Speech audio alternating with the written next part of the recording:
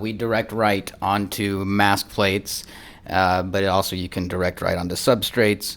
We currently are using 4-inch and 5-inch mask plates. The 5-inch is the largest that we can write in this system, but it complements the stepper and the aligners, the contact aligners well, because the stepper takes 5-inch plates.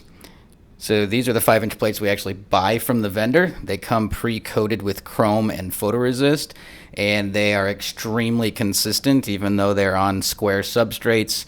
They do a great job. The dose is always very consistent. If anything, the laser intensity on the Heidelberg may drift a little bit, so we check the dose every month or so to make sure when people are writing, they are getting the feature sizes that they want from their CAD file.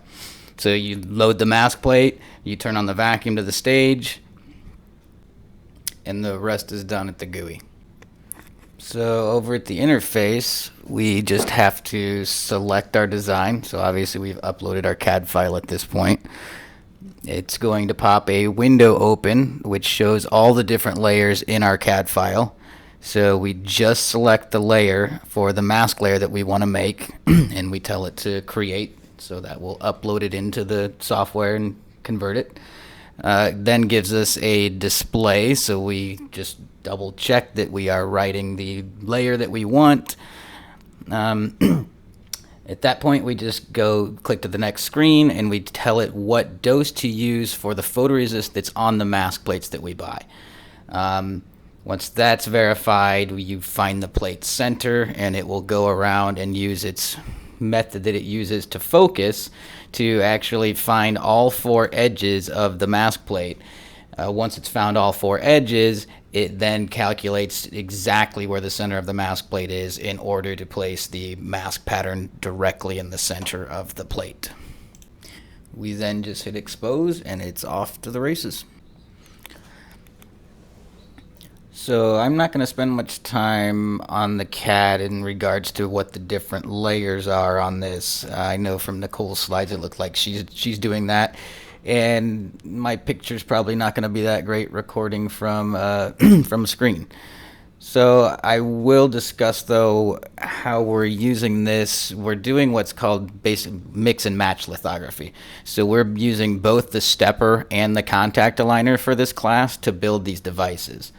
The reason why you only see one die down there in the corner that has a few layers, the other ones don't, is because those are the dies that we are going to be using to make stepper masks for the stepper. So when you use the stepper, it is going to step and repeat the die and make the array on the wafer. But the actual stepper mask, or reticle, they're called, it only has the single die on it. We will also scale it up by a factor of 5 because this was designed wafer scale. So the stepper layers, because it's a 5x reduction system, projection system, we will scale the stepper layers up by a factor of 5 when we write those masks. So it's nice to have them in separate layers so we can scale them up, use them on the stepper appropriately.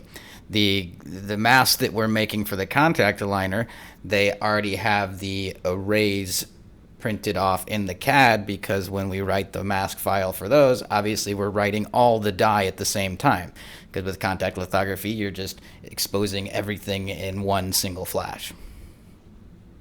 So we do our first layer, making that into a stepper reticle, and then the third layer, which is the gate recess etch, where we need extremely high precision alignment, the third layer is also a stepper layer. We have to put the first layer down, the mesa etch layer, as a stepper layer also, so we can put down these stepper alignment marks that we need to use to get the high precision alignment for the third layer when we need to accurately place that gate recess etch.